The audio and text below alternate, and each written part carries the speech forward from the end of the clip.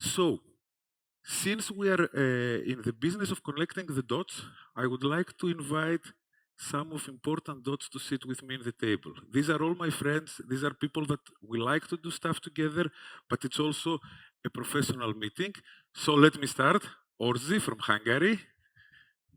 Łukasz from Poland. Łukasz. Daniel, Slovenia. Simon, Netherlands. And of course our host, Augustas. Please join us. No, it's okay. Please, feel free. Sit wherever you like. Okay. So, let me explain a little bit the rules of the game. We don't have too much time and we have quite a few questions. In fact, we have 7 questions and a little bit time later on. I will ask you to be concise and to the point and try to add on the previous statements. We are starting now with the first question. So the question is, did we really manage to connect the dots all these years? Do we feel that our ecosystem is unified? Do we feel that our ecosystem, the flow of information and the flow of opportunities within our ecosystem is effective? Do we still have white spots? What are the things that we can improve? I will start because today I spoke with George Beers about this aspect, and we see that the SAG ecosystem SAG project was a game changer. We see that we see all of the capabilities what we already have after this project, but we still know that the COVID was a disaster for us because these dots could be connected more during this time, because we have so less person-to-person meetings, and we see that this is something what we have missed, but it was not our fault. This is something what's happened, and we need to live with that. We still have some white places on the map, but this is something what we define. So we need to work on that and be capable to close that white spaces by our dots. How? Anybody wants to discuss a little bit on the how? How can we fill in the gaps? How can we close the white spaces? Simon. Well, first, I think it's impossible to see to connect all the dots at once, because we are working in an ecosystem, and an ecosystem constantly evolves. So players go away and new players arrive. And the only thing we can manage to keep in touch with new ones is to have meetings like this, to talk a lot to each other, to be open, and to invite people to connect with us. So we have to reach out, but also we have to have a very open setting. And that's something that I think we have managed by now. So we have created this ecosystem approach together where we can invite people to join us and to spot new players arising. Please. Today before on the lunch break, I was giving the interview to one of the media channels, and a lady asked me the question, how do you think whether we are all of us already interconnected enough? Because I was talking about that during my keynote, and I said no. So if to answer your question, did we connected all the dots? My answer would be no, and on really pragmatical way. Because even though now in the whole, okay, despite the whole, we all together, we are working in many different initiatives and the projects, all of us together. But what if the day will come and we all agree that it's enough and we've done enough? There is no going to be strive forward. So I mean, to answer your questions, are we done already enough and did we achieve the success? We always need to say no, and we can always improve and do better than we are doing today. So no. Yes. Please. Yes, I would definitely agree to that. The answer is no, definitely. But we need to take a broader perspective on the issue of digital transformation, right? What we are solving is a problem of environmental changes. We have a big problem with food loss and waste and so on. Europe is fragmented. So we are not, if we are speaking about agriculture or agri-food in Balkan region, it's totally different than in the northern regions and so on. So, and the digital transformation is about not leaving anybody behind. So we still need a lot to do in the future. You have said so many wise things, so I will just add one small message that my understanding is that we are all coming from different ecosystems, different countries, so maybe the white spots may be different. So a white spot for me is not the same as for gentlemen around the table here. My white spot is, and I'm representing a relatively small organization, and at this level and the same size organization struggle with connecting to the public sector, and so I would be happy to learn from others how to get how to be able to get closer to them, and but others maybe struggle with other white spots. Perfect. So, yes, please. If I may add, I think that the main advice that Augustas is giving as well is we cannot afford to be lazy. So yes, we are on the right track. We are getting there, but if we know all players today, we will not know them tomorrow. So we cannot sit back comfortably and say, okay, well, we've done our job, it's done. It's clearly that I see lots of consensus, let's say, among the group that obviously our system will evolve, our food system will change, hence the ecosystem will change, and the dots will become more and scattered in different places and so on. It's good that we have this consensus, but now I want to make a social experiment. So, we consider that we are like-minded people and we have common agendas. I would like to ask you all to take 1 minute separately, write down your name and the first 3 strategic priorities, the most important for your DIH, but without communicating to the others. It's like a test in this high school. And let's see what will come out of this. Please.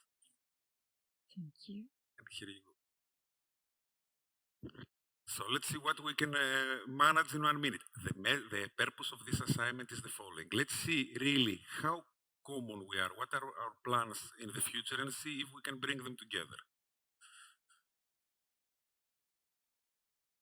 One suggestion from my side, try to avoid too much Brussels jargon in this assignment. Try to speak from your mind.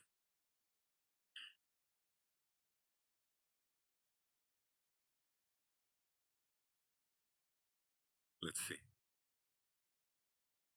Okay, let's see who will finish first. It means that they know that they have the strategy in better condition.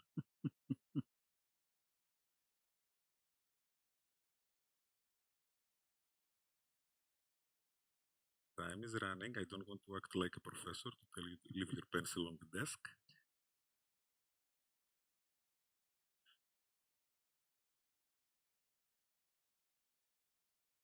Okay. Best student goes to. Yeah, but you will not read it out. It's impossible. I'm like a doctor. You can keep those actually. They come from the organization. They're not mine. You wrote Lithuanian. Okay. That would be cool. I told you it's impossible to read it. No. I can read it. I can read it. Whoops. My mother was a medical doctor. I know how to read very bad writings. Fine. We should write in English. Oh, I wrote in Hungarian. Okay. Grigoris. That's Perfect. Hungarian. Slovenian, amazing. Okay. Fantastic. You see the difference by knowing all of you. I can tell the difference from the background. Let's pick up some very common topic.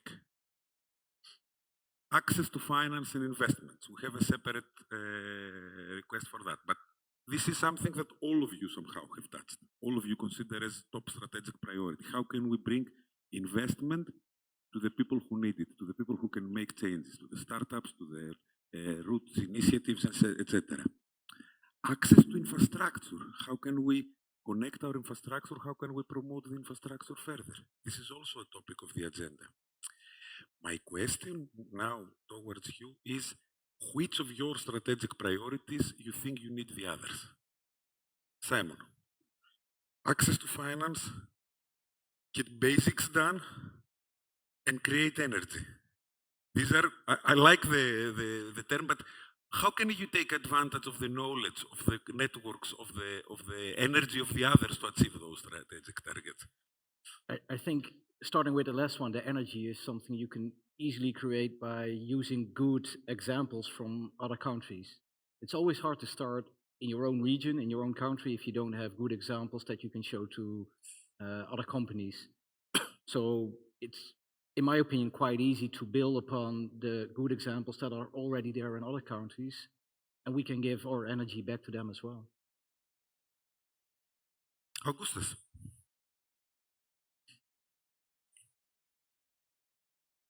When we're talking about becoming useful to the network, which is a very noble cause by its own. No, it's not actually. Please elaborate. You know me many years, and you know that I'm pretty much selfish. But in order to achieve something, you need firstly to give something back. And even yesterday, we had the discussion that by coming to the ecosystem, to the society, and asking something to get, without giving back forward, it doesn't work like this, and it doesn't make sense. So I think that as more my network will be useful to other ones, then the time will come when I will be able to exploit others' help, assistance, and blending in somewhere broader and deeper than I cannot do it by myself, but only showing the good example at the beginning. So to get some trust and to get into the same agenda. So good jobs, but because of selfishness.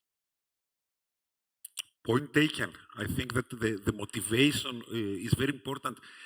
We should not see this collaboration as, let's say, a volunteers network like saving wildlife or whatever. This is a network of people who have interests, legitimate and known interests to the others. I think this is a good point to take into account. EU partnerships. Daniel, you've been trying to put one region of Slovenia into the map of Europe, and it's not the capital, it's not the most known one, which holds lots of challenges. How do you think that your local ecosystem can benefit from such a network, and do you already have concrete examples of that? Wow, that's a good question, and I really like to respond on that because our background is a difficult one. We are living in a small country where if you put all the effort, all the assets together, we are barely competitive to some of the big organizations like or universities around Europe. So what we need to do is to collaborate and put all the assets together in order to be seen on the European level. So we have tried to also sell this idea through our digital innovation hub, and of course creating a network which goes even beyond the border. So and for now it took some time because you have to break a lot of stereotypes, but I think that we are achieving that quite successfully. Thank you very much, Orsi. You mentioned the cross-sectorial collaboration a lot, which makes a lot of sense because representing an IT cluster, you are obliged to work with all the sectors of economy to offer them services. And this becomes more important, but I think that we need to think of a different analytical framework with this respect. What is your opinion about the digital transformation chances through your E-DIH for the agri-food sector in Hungary? Through your E-DIH to your digital innovation hub for the food sector in Hungary? So I think as in Hungary, I think in other countries, this is agri-food is a little bit conservative. Some parts, the majority of the actors there are a little bit conservative, and they have to be convinced that there is something for them in digitalization, and they have to take care about. They have to listen, and they can't just focus on their own stuff, on or working in the fields, on with the animals. I'm talking about this in a positive way, but sometimes they say, no, there's technology is not. We have our own agro technology, but digital technology is not for us. It's just an additional app, and So leave me work. And why I mentioned this cross-sectorial thing is that we have now achieved very good examples of this, and I 100% agree with Simon that we have to have good examples, and we already have very good examples, and we show these examples already um, developed, done, and validated examples of technology transfer in agri-food and food processing industry to these to actors of this industry, real companies or existing SMEs. So it's not just stories that I'm telling, but they exist, they are validated. So these examples are convincing for the conservatives as well. So, okay, that dairy production company is working with OE system. So maybe this will work for me, because if it's shown via an automotive example, they will not think that there's something for them. So um, I really think that these kind of examples, cross-sectorial cooperation are very valuable. Thank you so much. I think that it explains a little bit also the evolution of our perception.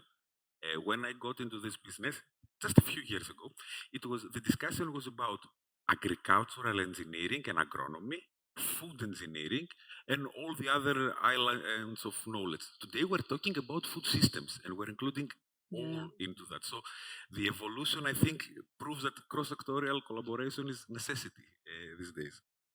Łukasz, I'm aware that your E-DIH is based on very, very strong technological infrastructure. And I know you have a special feeling for technological infrastructure yourself. How do you imagine collaborating with the other DIHs at this level? How can you benefit from the technological infrastructure that exists in Netherlands, Lithuania, in Hungary, in Slovenia, and vice versa? What are you ready to offer to them as becoming useful to the ecosystem, as Augustas mentioned? Okay, this is a very challenging question and challenging task to do. We see that soon we will start with the agri-food testing and testing facilities in TEF program, but we see constantly looking for the cooperation with other E-DIHs, other competence centers to look for the best quality services. We couldn't manage all of the services for our companies or from companies from Europe. That this is important to have this kind of network of services and trust between the partners that they provide the quality service on the level what we need from them. Perfect. I have to add as an information to the audience, while the colleagues were speaking, I did a little bit of analysis of what everybody responded.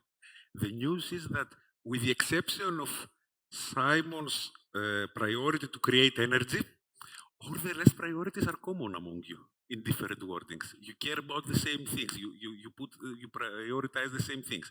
This at least means that we are on the same direction. But Europe likes to sometimes we say that our strong point is our diversity, our benefits.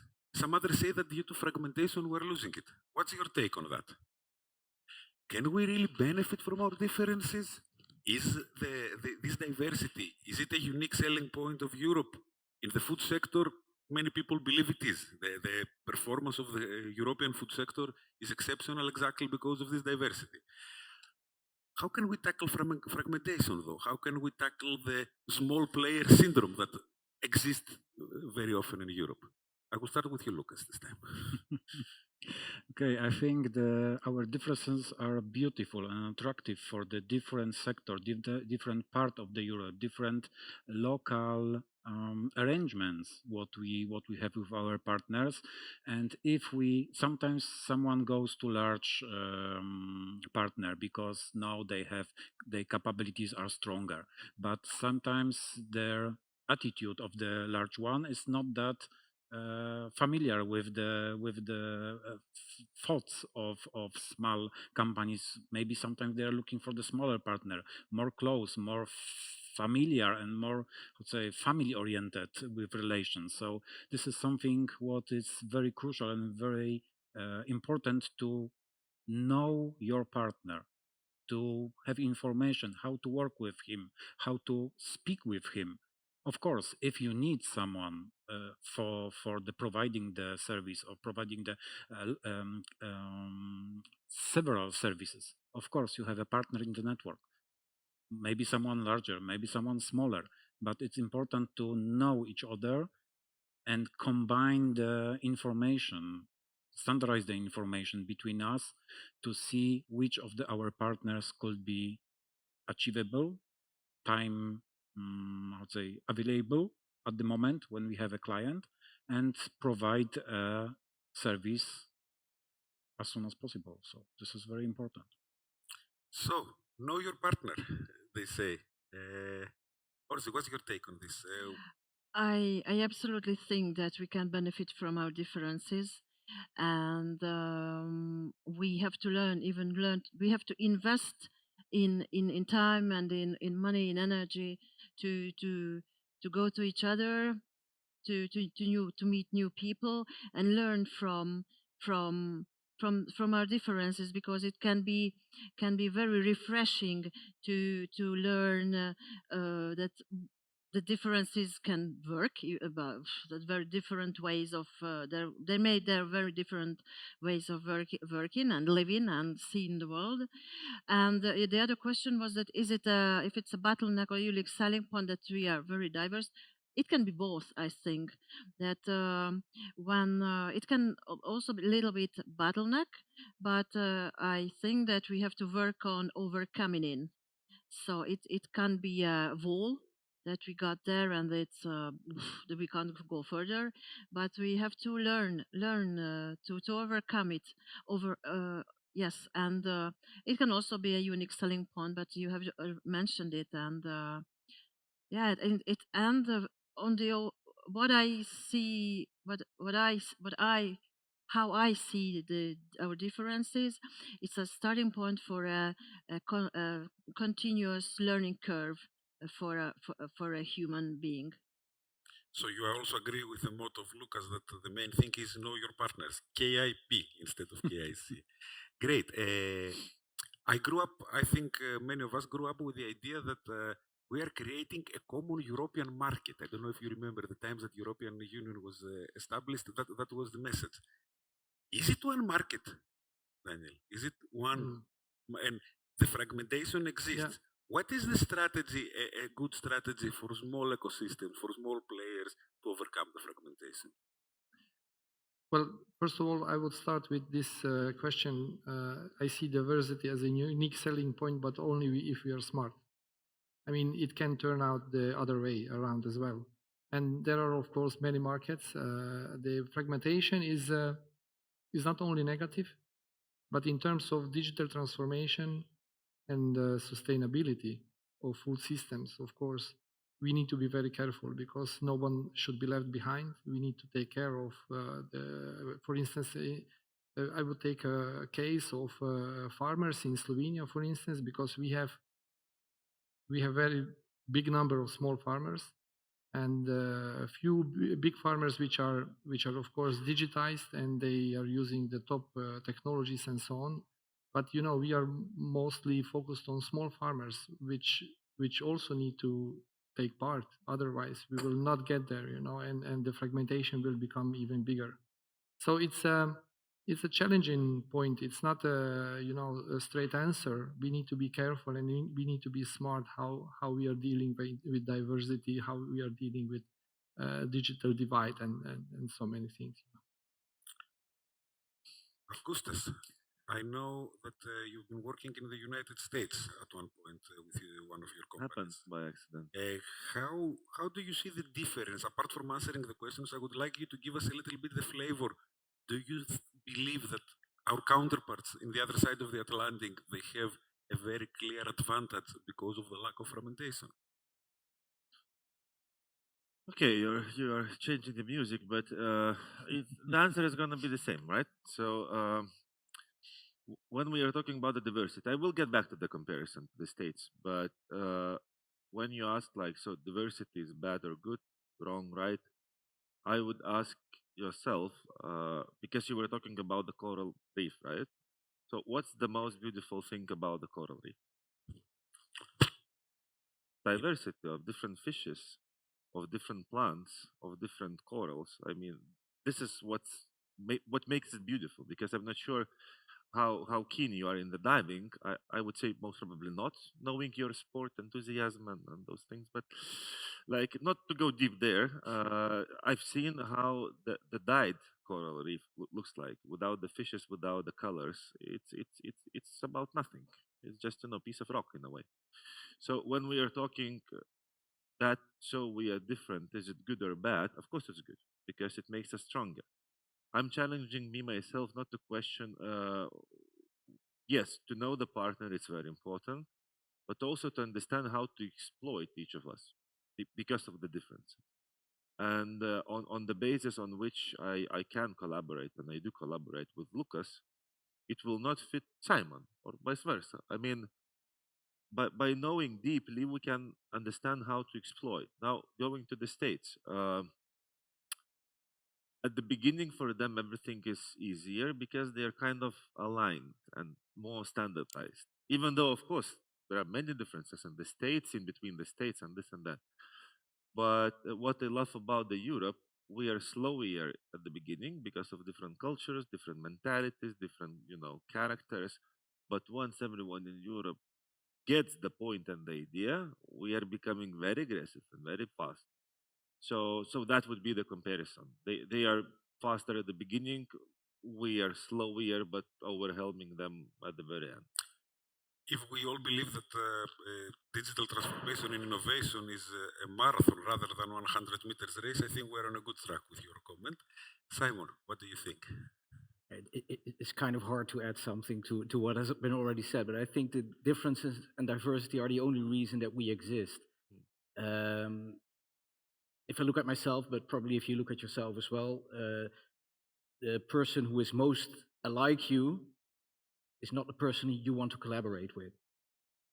So it's always nicer to learn and to look in someone else's kitchen to see how they do it, because if they are doing the exact same thing as you are doing, you're going to challenge everything they do different from you, instead of really looking on why are they doing this. But if you, for instance, if you're in crop farming and you go to a cattle farm and they do stuff, you're like, how can I translate this to my situation? So it's much more easier to learn from it. And the same goes for us as hubs as well. If we all would do the exact same in the exact same way, and we could provide the same services to companies in each other's countries as well, we wouldn't be here. But it's just because we do stuff a little bit different. That's why we need each other and why we can really help each other. Great. So from this question, I take a couple of strong points. One is that we need to know our partners. If we invest in that, it will pay off. And the other one is once we get all on the same pace, then the force is really has a transformation power. Please. May I add something? Because competition may be good, may be bad. But if we see that our differences are showing our clients that they choose what is most important for them, and they have diversity on the market. They choose any E-DIH what they want in whole Europe. So this is something what is beneficiary also. We need to think about our clients. So they need to choose. We only giving them the perspectives and some solutions. Perfect. I will now move to what has been mentioned in your notes, but also what is the discussion normal. I don't think you will find one event about the digital transformation of agriculture in the world that the people will not say we need more money. But do we agree with that? Is it really a money issue? Do we believe that when a few years ago we were talking about a funding gap in agri-food innovation, that there is not enough money, that the money goes to other sectors? we were talking about the difficulties to mobilize the private sector into the game. And today there are so many funding opportunities. So I would like to ask Simon, do you really believe that we're lacking money in this process as we speak today? It is a money issue, but it's not a lack of money. It's the way we structure it, that it's very hard to get to the money. And that's really a problem. So I think where years ago there was a money gap because there was no money, now, like you said, we have a lot of funds, a lot of opportunities. But even looking at European money, it takes a long time before you can get to it. So it's starting to think about an idea now, and maybe in 1.5 years you can start your project. And for most companies, if they have an idea, they want to start today, maybe next week, if it's really necessary, next month. So we need to work on mobilizing the money more easy to companies.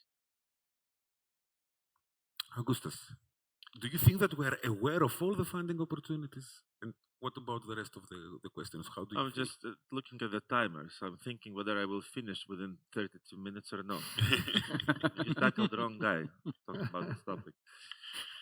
If to be serious, so firstly, you've been last year here in the AgriFood Forum, and when I was doing the keynote, I was comparing the venture capital investments to the agri-food sector by having two time frames. One is 2010 to 2020. Other one is the like 3/4 of 2021.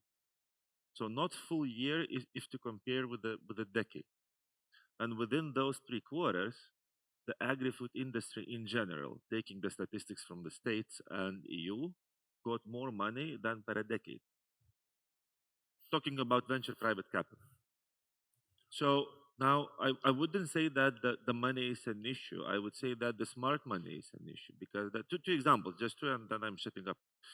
So one is, that I do co-investments as a business angel with the venture capital funds, right? And I do that for the past 7 years, and mostly I operate with the Baltic state funds.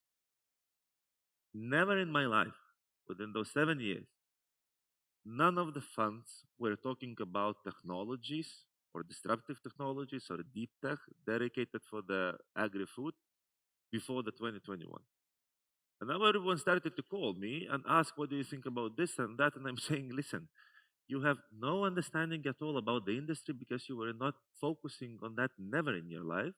And now everywhere where it's mentioned agri, food, tech, supply chain, blockchain, whatever, they're starting to throw the money because it's popular, it's buzz. Wrong. It's funds are burning money, and kind of people like me money. It's not public, it's not printed. Someone worked hard to earn them, and now it's being burned. So this is one thing. Another one is that all those initiatives who are financing different kind of technology developers, it's even, I would say, as you're saying that it's difficult to take the money, I would say it's too easy to take the money, because if relative thing, but sometimes if you know how to write and you are writing in sexy way, attractive way, you are getting the funds, not delivering at the end to the market. These people supposed to be punished. I don't know, put it in jail or something. Like you cannot take the modern money economists have other ways to punish people. But Now I'm shutting up. I take your point. Daniel, Yeah. your take on that. Yes, I would agree to most of it. Of course, since my colleagues were maybe referring more to an innovative sector like SME startups and so on, but I would like to draw attention to one particular problem with farmers, because eventually, we would need to get money into the hands of farmers and small businesses who are basically producing food and processing food. And there is a problem because they cannot reach this money, and you need to have these competent organizations that, in my opinion, should be also DIH or digital innovation hubs, that are able to fight between understanding technology and understanding the way how they need to redevelop their businesses and how to implement certain technologies and approaches. Not only technology, because digital transformation it's at least about technologies. It's more about people, and those people, imagine farmer or farmer family. They're working out in the fields, right? They don't have time to read those possibilities, to read the calls and so on. So you need to have somebody helping them to reach this money. So this is just one specific aspect of where digital innovation hubs should be involved, understanding the broad picture of digital transformation, not only technology, not only financing, but also other aspects like fighting the problem of awareness, why they should reinvent, why they should rethink their businesses and use further new technologies. Thanks a lot. Thank you, Orsi. We're sharing the same passion for cascade funding programs for helping the startups in our regions, in our ecosystems. Do you think, from your position, do you think that the opportunities are fully available to everyone? Do you think that we're aware of all the funding opportunities, the people who need the most, the startups, the SMEs, even the farming organizations? Do they take advantage of them, and how can we help them as DIHs? Yeah, this is a very relevant for as a question, and for us as a role, as an activity.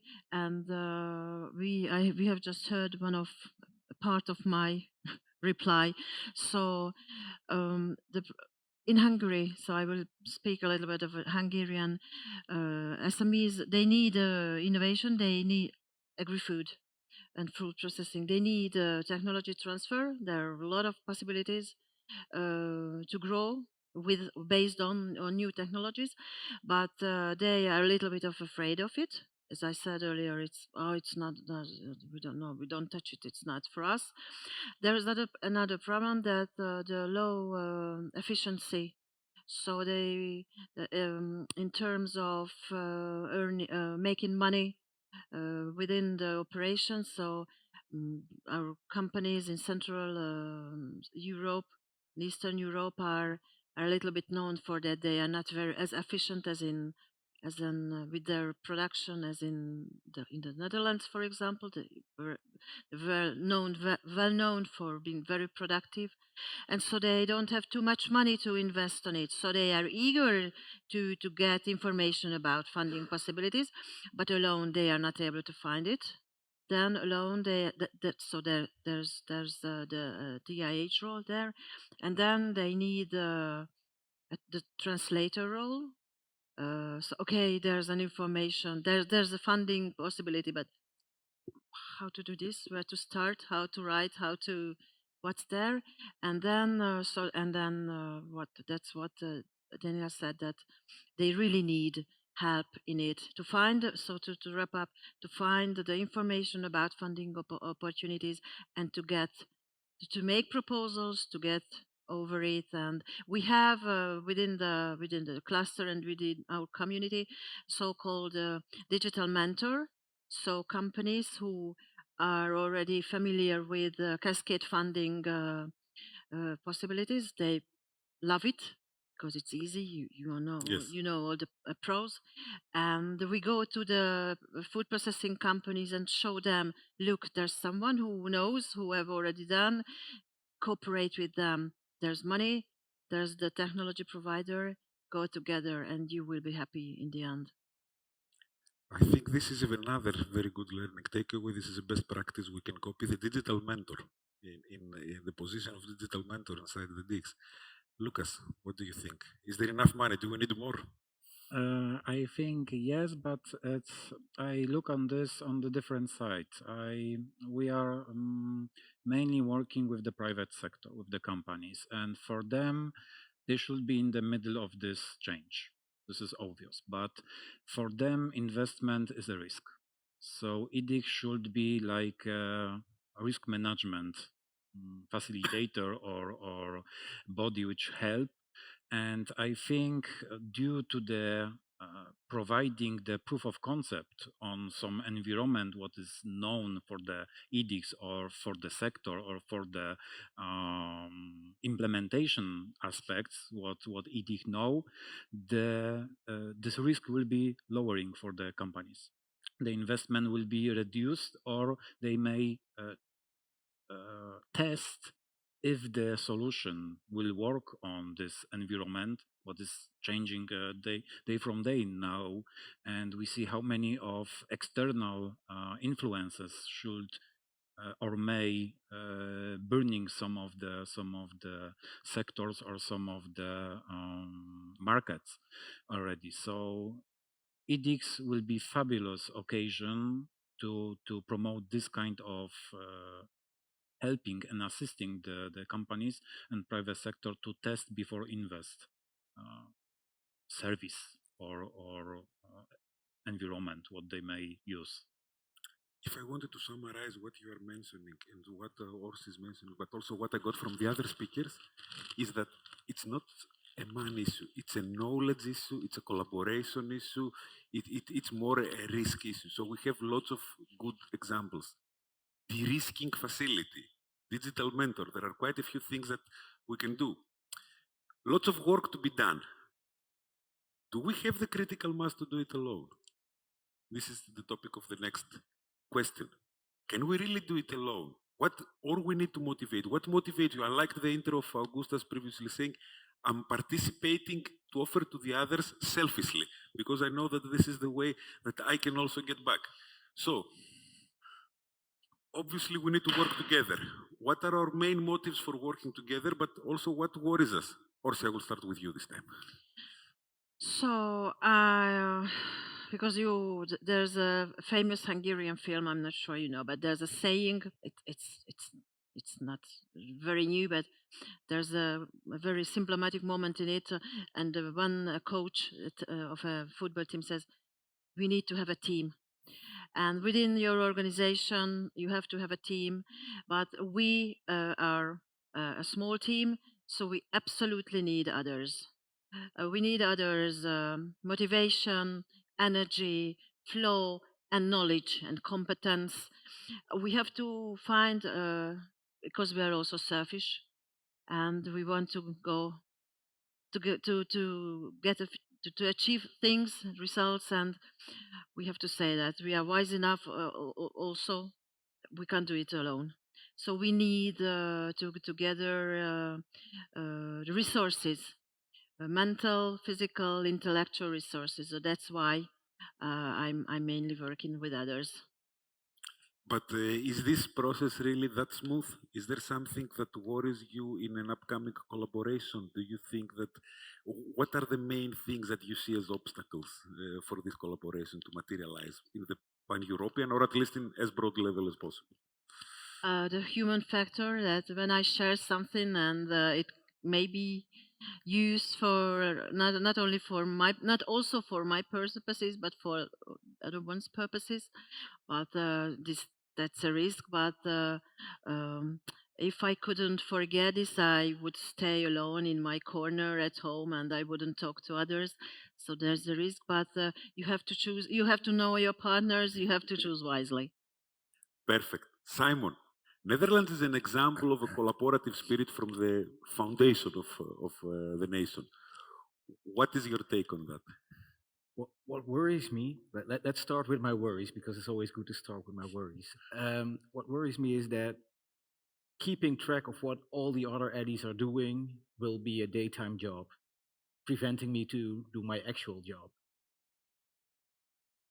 We talked about this earlier a little bit amongst each other, and I think this is really something that we have to tackle together. We have to find an easy way to know what the others are doing, what other competences are at the other eddies that I can use.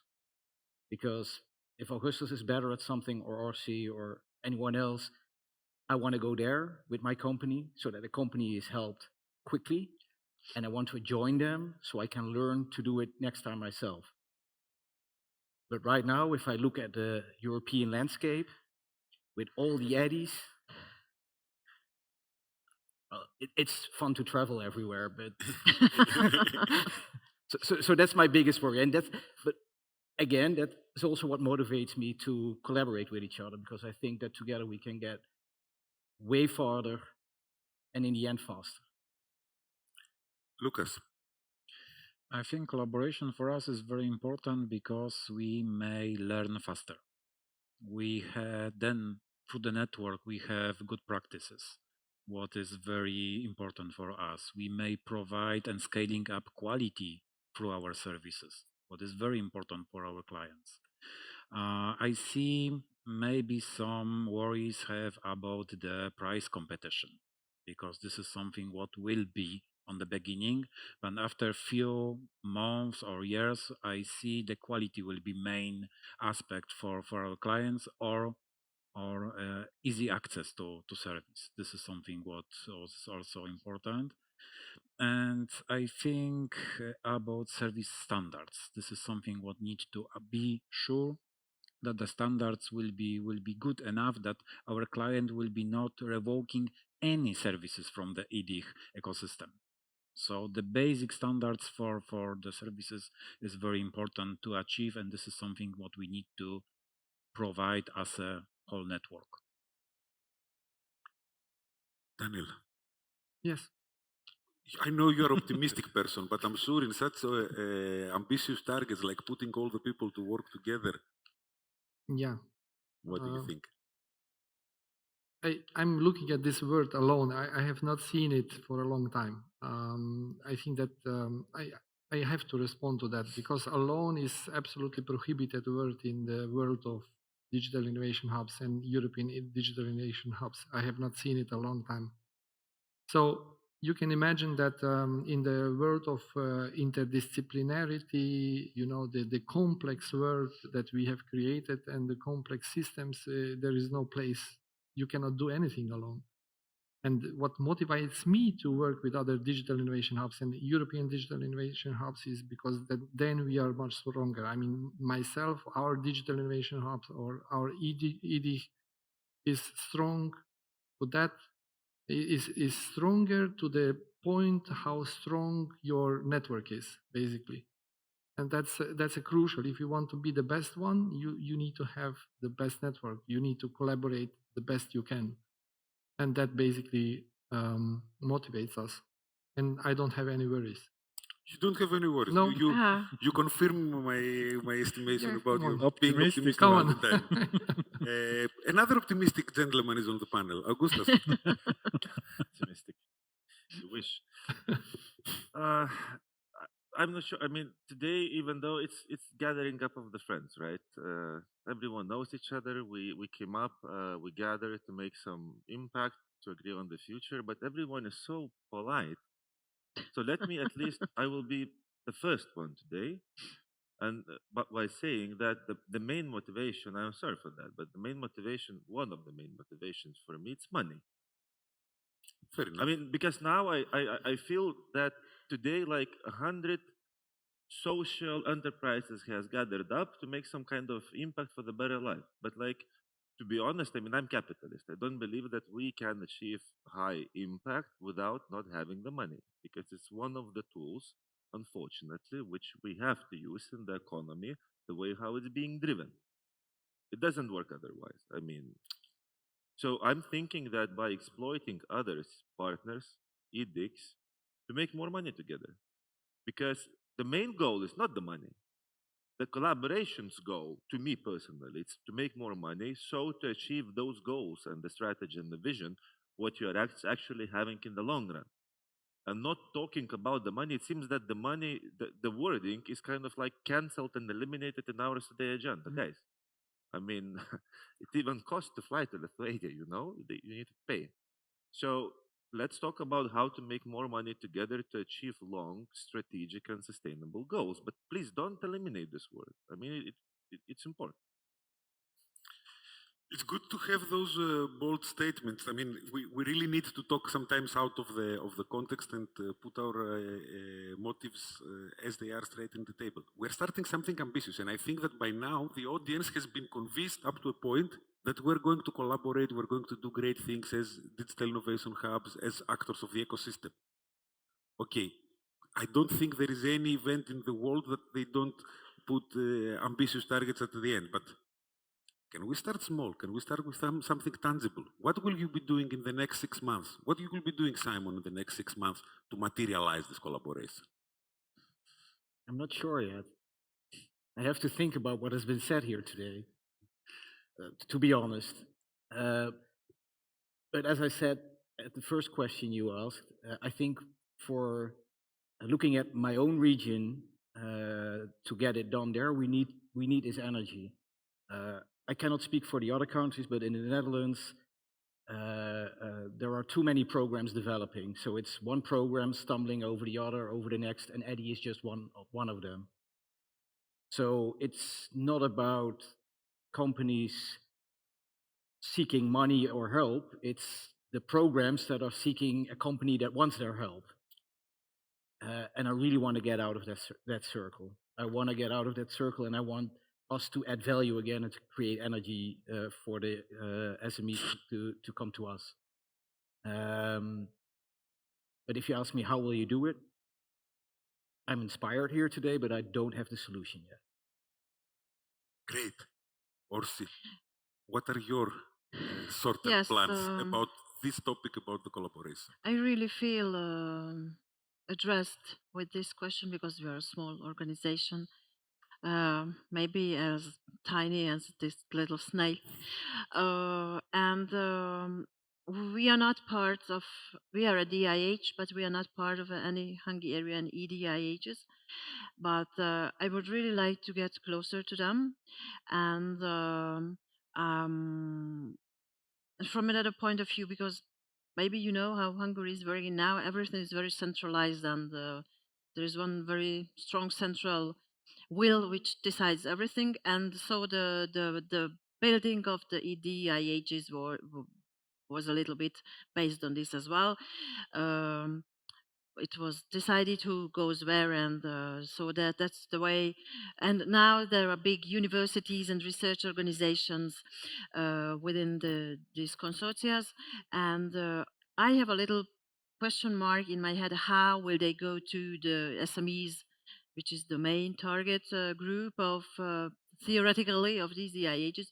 Maybe there's an answer in Hungary: no, they will not, or I don't want to go too deep into this, but my feeling is that we have a knowledge that we can offer them, and I would. It would be an achievement for me if I can get to it, at least one. That's what I say, not to all three, but to one where I could.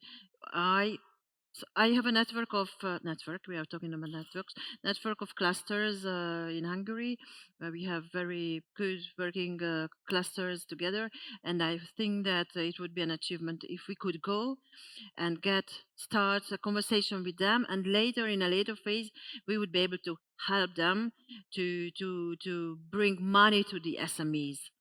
And I hope that we can start small. But anyway, we are small and we have good achievements in a small network. So if you are small, you have to start small. Daniel, what do you think? We are also small, but I like to think big. Yes, that is man attitude. So what I'm planning to do is to be recruited in the network of networks army that was proposed just hours ago. Basically, the pity is that we are now in E-DIHs, involved in E-DIHs. We are now consolidating what we are planning to do locally, right? Not very many DIHs are concerned about how they will collaborate internationally and how they will connect, which is a pity.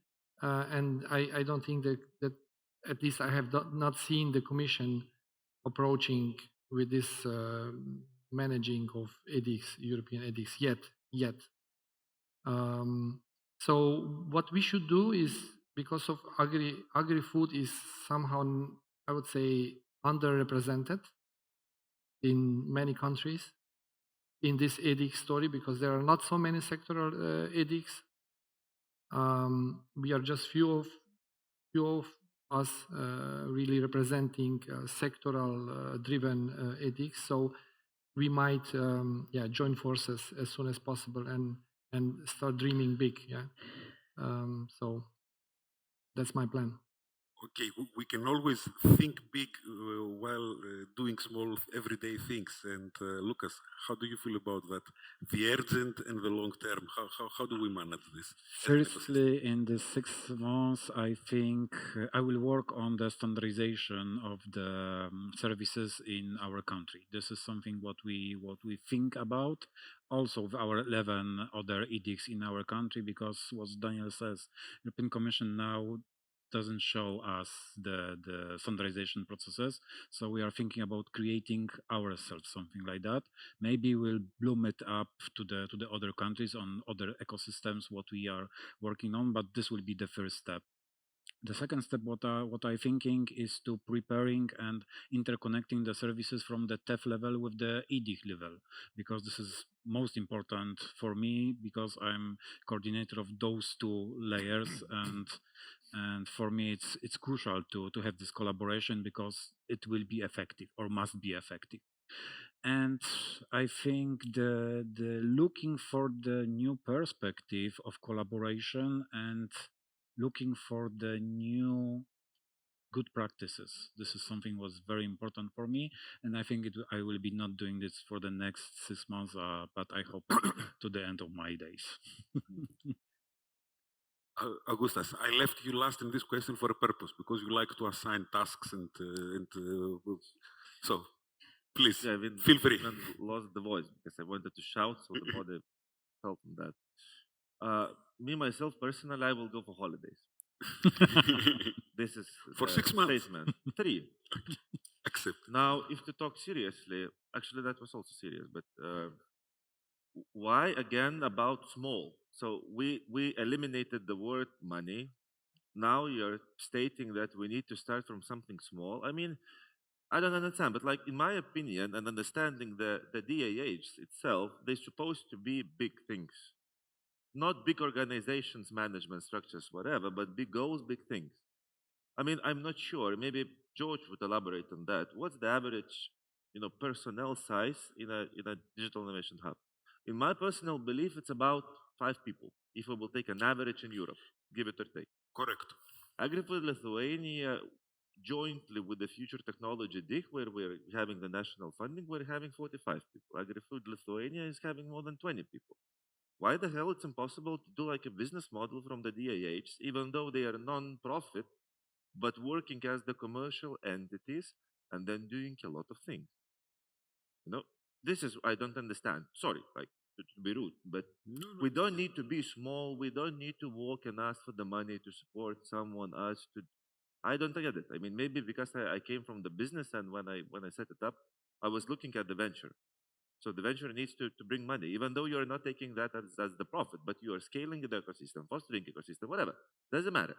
Buying your own personal core relief, if you like that.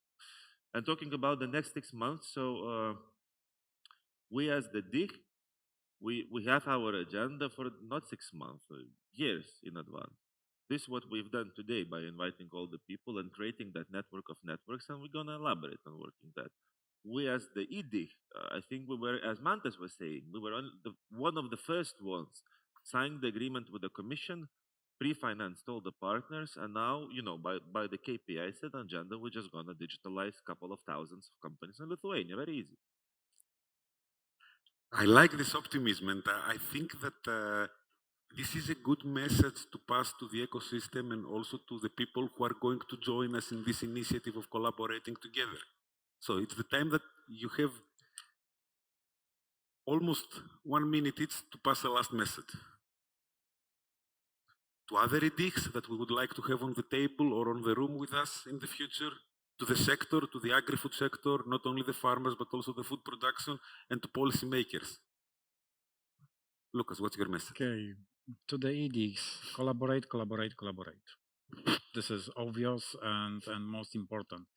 Know each other and collaborate. For the sector, you need to be in the center.